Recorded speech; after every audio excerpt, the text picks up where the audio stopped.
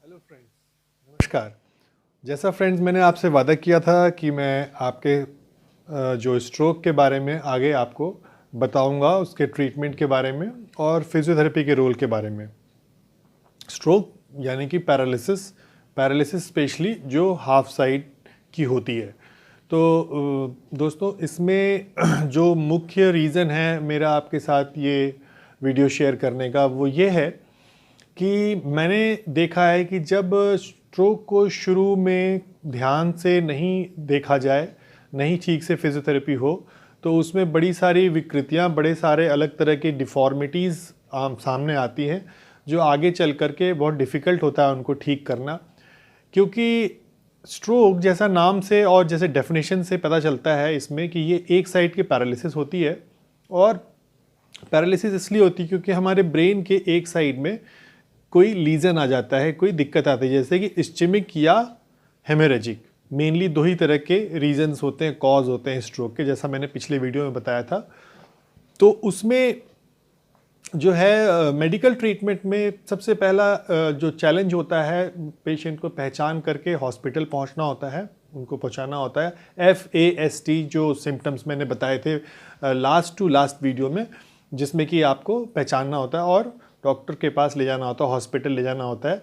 तो उसमें मुख्य जो होता है टिश्यू प्लाज्मिनोजेन एक्टिवेटर एक थेरेपी होती है, जो कि इस्चेमिक स्ट्रोक के लिए दिया जाता है। इस्चेमिक यानी कि जहाँ खून का कोई थक्का जो है जमा हो जाए और उस नली, ब्लड की नली, ब्लड वेसल के आगे जो है खून ना पहुंच पाए, तो उस तरह के स्ट्रोक को हम लोग इस्चेमिक स्ट्रोक बोलते हैं। उसमें इस तरह की टिश्यू प्लाज्मिनोजेन थेरेपी होती है, या फिर थ्रोम्बोलाइटिक एजेंट्स यूज़ होते हैं। थ्रोम्बोलाइसिस भी नए तरीके से होता है। तो ये सब एडवांस तरह की मेडिकल थेरेपी अवेलेबल है, मेडिकल ट्रीटमेंट अवेलेबल है, जो कि सिर्फ हॉस्पिटल में एक एक्सपर्ट न्यूरोलॉजिस्ट के अंडर में ही आपको मिल सकता है। लेकिन फिजियोथेरेपी का रोल शुरू हो जाता है जैसे ही पेशेंट ICU में स्टेबल होना शुरू हो जाता है, यानी कि उसका BP, उसका हार्ट रेट, उसका जो रेस्पिरेशन रेट है, ये नॉर्मल होने लगता है। फिजियोथेरेपी का रोल उसी समय से शुरू हो जाता है। फिजियोथेरेपी में उस समय के रोल्स में चेस्ट फिजियोथेरेपी एक मेन होती है। चेस्ट फिजियोथेरेपी के बाद साथ साथ positioning of the body main होती है। और पोजीशनिंग ऑफ बॉडी इसलिए मेन होती है क्योंकि जो बॉडी की जो साइड्स है जो पैरालाइज हुई है, उसमें मूवमेंट नहीं होता है, वो आपके कंट्रोल में, पेशेंट के कंट्रोल में नहीं होता है। तो उसका केयर करना, उसके जॉइंट का केयर करना, उसके मसल का केयर करना, इन द सेंस कि वो जो है अनवांटेडली, अननेसेसरीली जो है स्ट्रेच्ड पोजीशन में ना पड़े रहें, सो डैट जब वो अगर उसमें रिकवरी आए भी तो पता चला कि उसमें उसके स्ट्रेच रहने की वजह से मसल्स इतनी खिंच गई आपकी, ऐसे मान लो हाथ है पड़ा हुआ है, तो इतना खिंच गया कि जो मसल्स हैं वो डैमेज हो गई, वो इतनी ज़्यादा ओवर स्ट्रेच हो गई कि जब रिकवरी होएगी भी तो आपको बड़ी दिक्कत होएगी कि आप उसको ठीक से नहीं चला पा रहे हैं। इसलिए पोजीशनिंग सबसे ज़रूरी है इनिशियल फेजेज़ में, चेस्ट फिजियोथेरेपी के अलावा। और ज़्यादा एविडेंस में पाया गया है कि जो अफेक्टेड साइड होता है उस साइड टर्न करके ही लिटाना चाहिए, जिसके 3 फ़ायदे होते हैं। सबसे पहला कि जो फीडिंग में जो दिक्कत नहीं होती है, एस्पायरेशन के चांसेस बिल्कुल मिनिमम हो जाते हैं, एस्पायरेशन नहीं होता है। दूसरा कि जो नेग्लेक्ट है, एक साइड का नेग्लेक्ट भी बढ़ जाता है जब हमारे को पैरालिसिस होती है, तो एक साइड का नेग्लेक्ट का जो डिफ़िकल्टी है उसको ओवरकम करने के लिए, ताकि आप नॉर्मल साइड से देख सकें।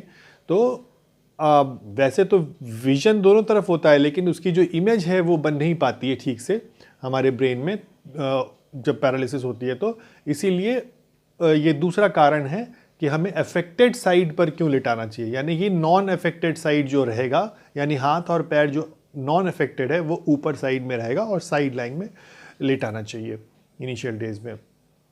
और इसके अलावा जो उस जैसे जैसे प्रोग्रेस करते हैं, तो देखिए इसमें मिड लाइन ओरिएंटेशन कराना बॉडी का ज़्यादा ज़रूरी होता है। जब आप केयर करें तो आप अफेक्टेड साइड की तरफ से पेशेंट को अप्रोच करें।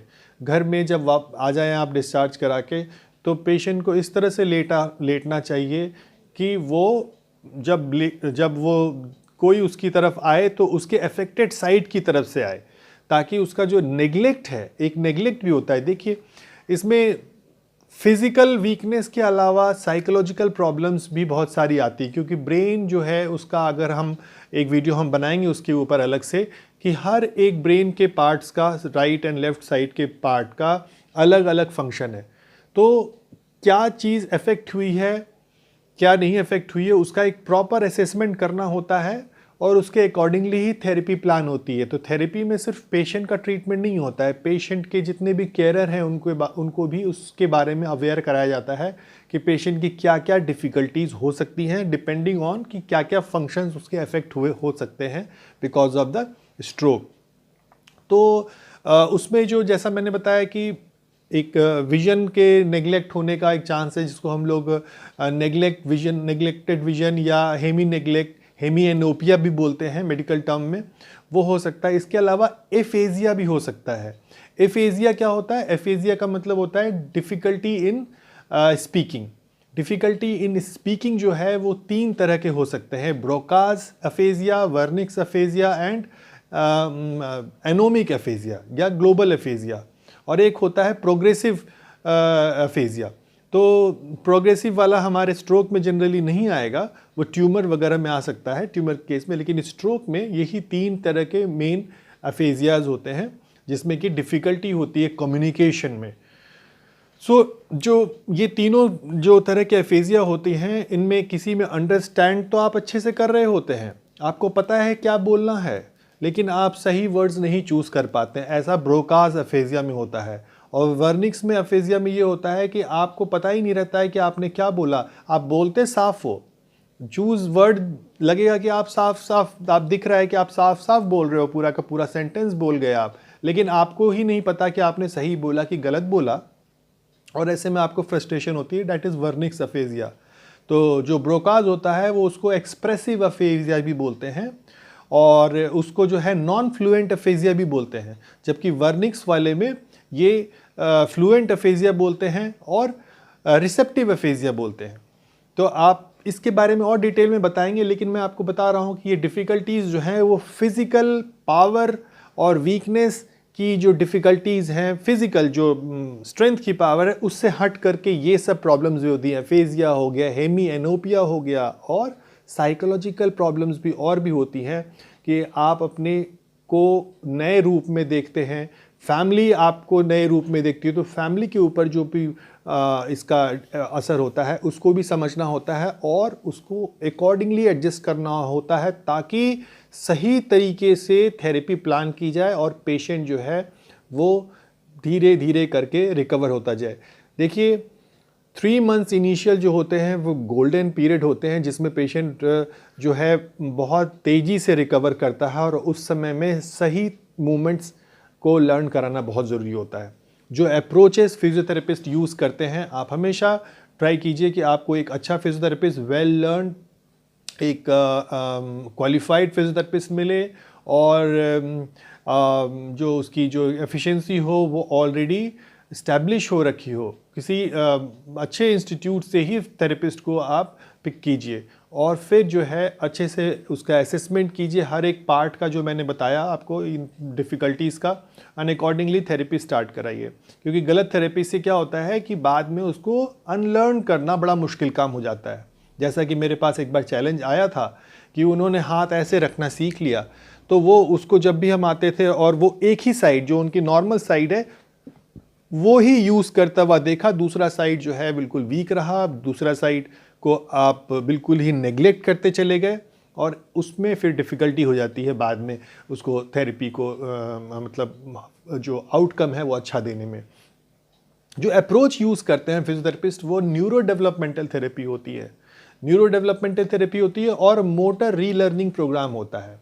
और इन सारे ट्रीटमेंट्स का एक इम्पॉर्टेंट जो बेसिस होता है वो है plasticity of the brain. Plasticity of the brain का मतलब हो गया कि जो पार्ट हमारा अनअफेक्टेड है, वो पार्ट, ब्रेन का जो अनअफेक्टेड पार्ट है, वो धीरे धीरे करके नॉन अफेक्टेड पार्ट का रोल जो है टेक ओवर करता रहता है, वो लर्न करता रहता है। So that means the ability to take the role of affected brain cells in your brain.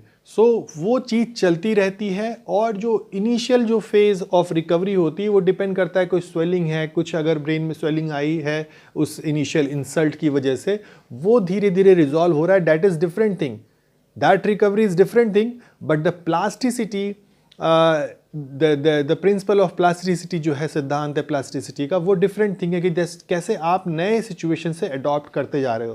तो इसीलिए 3 मंथ्स तो फास्ट रिकवरी होती है, फास्टेस्ट रिकवरी होती है, जो हमने फिजियोलॉजिकल रीज़न बताया, जो ब्रेन में लीजन बताया। लेकिन अब रिकवरी जो है आगे, जो प्लास्टिसिटी का जो रोल है वो आगे 3 इयर्स तक चलता रहता है मिनिमम। तो ये जो रिकवरी है, इस दौरान हम पेशेंट को पूरा मोटिवेट रखें, उसके फंक्शन को रीगेन कराएं, उसके सबसे पहले जो वो जब बेटर हो तो उसकी सबसे इनिशियल 5-7 डेज के अंदर में उसको ही should be able to stand and walk. That gives the patient a lot of confidence, उसका आत्मविश्वास बढ़ता है और उसको लगता है कि नहीं, सब कुछ ख़त्म नहीं हुआ है। तो धीरे धीरे करके ये चीज़ जो है बेटर करती है। जितना फंक्शन आप इनिशियली उसका लाएंगे, उसके जो टाइटनेस को डेवलप होने से रोकेंगे, खासकर हैंड का बेंडिंग होता है, तो आपको हमेशा हैंड जो है एक्सटर्नल रोटेशन पोजीशन में, वेट बेरिंग पोजीशन में रखना चाहिए। और जब चलें तो चलते वक्त भी उनको जो है उस तरह से चलवाएं ताकि डैमेज कम से कम हो। जब रेस्ट करें तो उनका फुट ना लटका रहे, उसके लिए उनको स्प्लिंट दिया जाता है ताकि उनका फुट का पोजीशन जो है वो ऐसे स्ट्रेट रहे। तो इसके लिए एंकल फुट ऑर्थोसिस होती है, उसमें नाइट स्प्लिंट में रखें। हैंड के लिए भी कॉकअप स्प्लिंट होती है जिससे हैंड स्ट्रेच्ड रहता है, तो उससे ये है कि टाइटनेस जो है वो डेवलप नहीं होती है। इसका यूज़ फिजियोथेरेपिस्ट की सलाह से जैसे बताया जाता है वैसे करना चाहिए, क्योंकि इसका ओवर यूज़ भी ठीक नहीं है और इसका बिल्कुल यूज़ करना भी ठीक नहीं है। सो ये हमें सब कुछ ध्यान में रखते हुए स्ट्रोक की थेरेपी इनिशियल इम्पॉर्टेंट होती है। तो और भी डिटेल में मैं इसके दूसरे पहलुओं पर आगे बताऊंगा, और फ़िलहाल के लिए मैं आज के लिए इतना ही है। आपको कैसा लगा हमारा ये प्रेजेंटेशन ज़रूर बताइएगा कमेंट सेक्शन में जा कर के, और कोई भी आपको डाउट हो इसमें, कुछ भी प्रेजेंटेशन में आपको नहीं समझ में आया तो ज़रूर पूछिएगा। लाइक करना मत भूलिएगा, सब्सक्राइब अपने दोस्तों से करवाइए ताकि हम इसी तरह से आपको इन्फॉर्म करते रहें और बैठे बैठे अपने बॉडी के बारे में जानें, अपने को ठीक करें। धन्यवाद।